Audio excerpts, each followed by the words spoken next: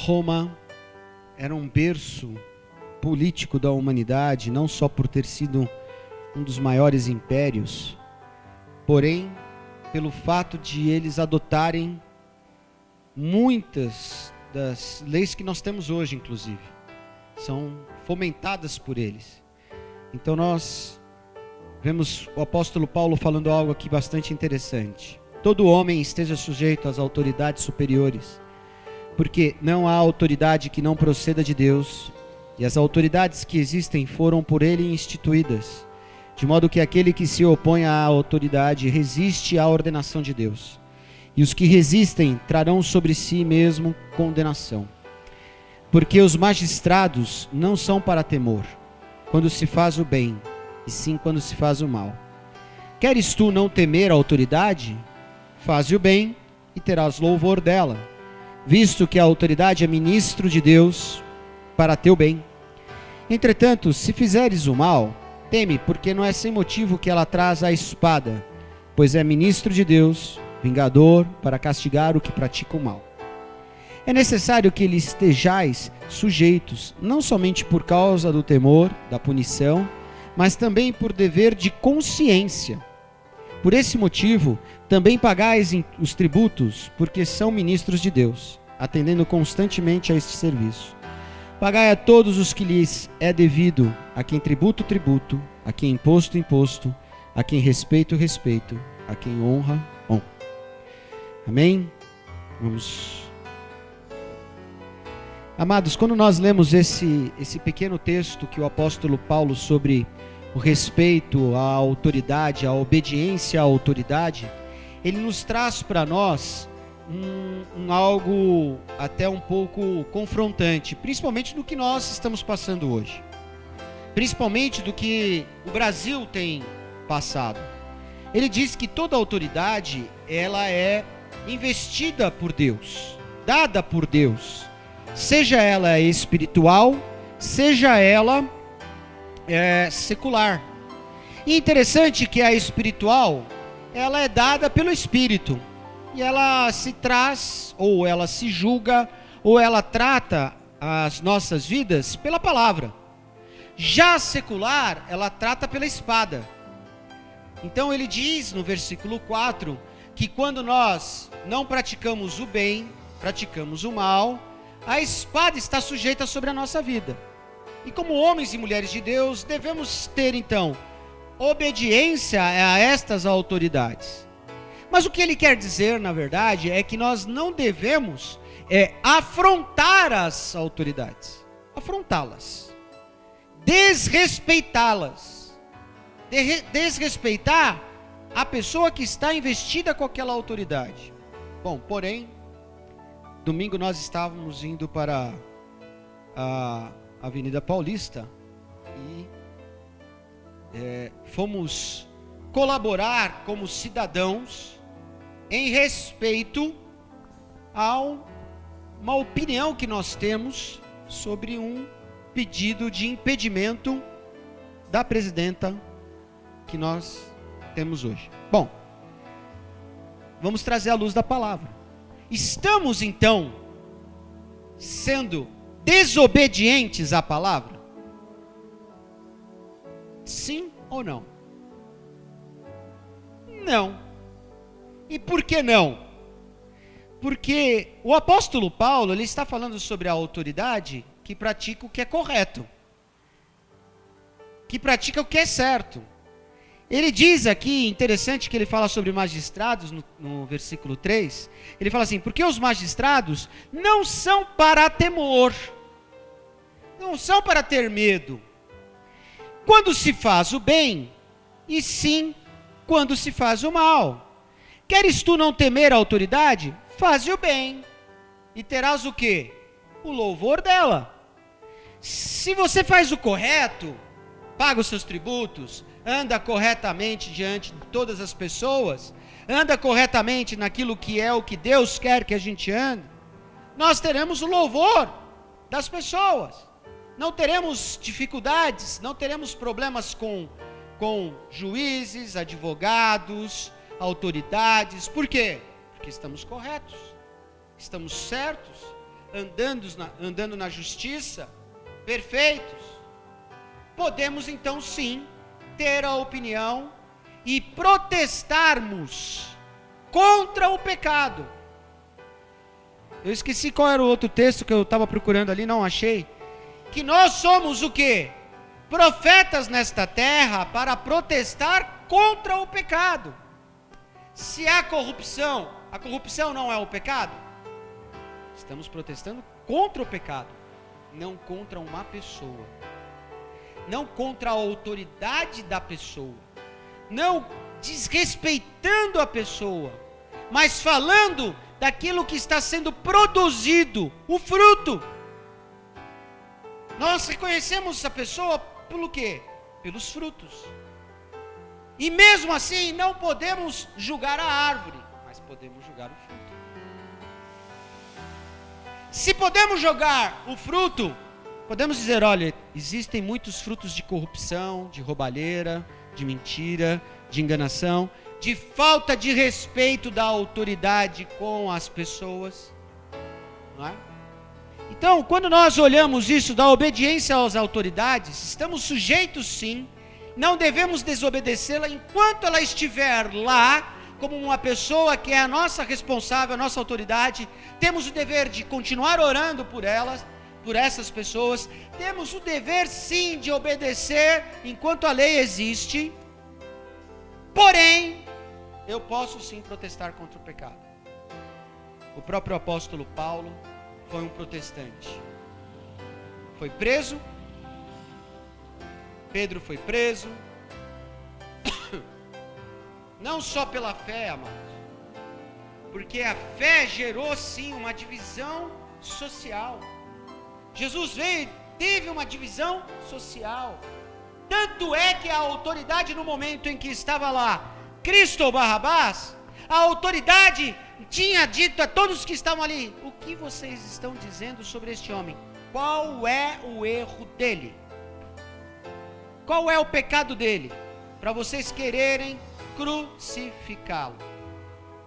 Ele dividiu a sociedade. Ele dividiu aquilo que estava errado para o certo. Quando nós andamos no correto, amados, mesmo assim no correto, que teremos louvor ou honra sobre aqueles que andam corretamente, seremos sim ainda, talvez, julgados, criticados, não é? Discutimos ali atrás, agora há pouco, como é que pode as pessoas às vezes passarem por uma lavagem cerebral de não conseguir reconhecer certas coisas que estão conhecidas, vistas, olhadas, faladas, comprovadas, provadas. O sério de tudo isso é que nós, como cristãos, precisamos entender que nós somos a racha da humanidade. Somos as pessoas que temos que falar sim contra o pecado, não contra as pessoas. Contra o erro, não contra aquelas pessoas que praticam o erro. Se nós olharmos um pouco mais à frente aí, nós vamos ver no capítulo 14, que o apóstolo Paulo pede para nós termos tolerância com pessoas que estão fracos na fé, pessoas que não conseguem. Ele diz uma palavra dura aqui, né? A minha tradução diz assim no versículo 2: um que tudo pode comer, mas o débil come legumes. Ele fala sobre débeis, pessoas débeis. É duro isso, né? Ele está relatando os exemplos, não que ele está chamando as pessoas de débil. Ele está falando que a pessoa é debilitada na fé. Essas pessoas que estão vivendo no meio da prática do erro, da falha, do pecado, às vezes foram induzidas para isso. Aliás, o diabo consegue fazer isso. Tanto é que no final dos dias, no final dos tempos, o diabo ainda vai conseguir, né, quando nós já estivermos no milênio, o diabo ainda provavelmente conseguirá enganar escolhidos. Como? Por quê? Não está lá já? Não sabe o que é bom? Não sabe o que é certo? Porque, amados, literalmente, nós temos uma situação que nós temos que entender, que estamos aqui, sim, para obedecer, sermos submissos, orarmos pelas nossas autoridades, mas confrontarmos o pecado. Nós temos que ser os profetas dos últimos dias. Temos que apresentar sim às pessoas o que está errado. Não deixar com que isso passe novamente. Porque sabe o que acontece, amados? Seremos sim, eu tenho certeza que seremos cobrados, porque não falamos, porque não dizemos, porque não praticamos o que é certo. Muitas vezes eu fico olhando esse texto e eu vejo aqui em tributo, tributo, aqui em imposto, imposto. E imposto? Eu não tenho medo de falar, alguns bons anos atrás, contador lá da minha empresa dizia assim, ó, sempre paga um pouquinho para para você não chamar a atenção da Receita Federal. Estou burlando, estou sonegando. Tem que pagar um pouquinho, tem que pagar o que é devido, não é? E o contador era da igreja. Então nós queremos que as coisas mudem. Comece por nós. Que a mudança seja real, que a mudança seja verdadeira, que a mudança seja séria, não é? Para quê? Para que nós possamos sim, na hora do momento certo, poder ter a cobrança e a coerência de nós sermos profetas e falar, ó, tá errado isso aqui, vamos buscar o conserto, vamos buscar que a nossa nação seja uma nação abençoada. E só pode existir uma nação abençoada se nós olharmos esses exemplos aqui. Que nós somos sim ministros de Deus. Que nós temos que ter o dever de consciência. Qual é a nossa consciência para esses dias? Eu tenho olhado que o Brasil perdeu a consciência. O Brasil perdeu a consciência. Nós já não temos mais, filho, senta lá, filho, por favor. Senta. Nós não temos mais a consciência plena. Plena. Hoje é muito difícil saber o que é certo e muito difícil saber o que é errado. Às vezes até à luz da palavra nós ficamos na dúvida. É a mesma coisa que nós podemos citar aqui. Eu cito isso de boca aberta, porque minha esposa foi já casada uma outra oportunidade. Alguns dizem que uma pessoa separada não pode casar novamente. Não é isso? Está explícito isso? Será que é isso? Será que o que a Bíblia diz é isso? Qual é o correto? Quando nós trazemos a luz da palavra, nós precisamos entender claramente que o correto é que a palavra quer ir contra o pecado. Não contra uma situação de pessoas, mas contra o pecado. E aí basta para que nós possamos entender que nós devemos sim ser obedientes às autoridades. Eu dizia a Patrícia, né? Quando nós estávamos vindo para cá, ouvindo todas as coisas, né?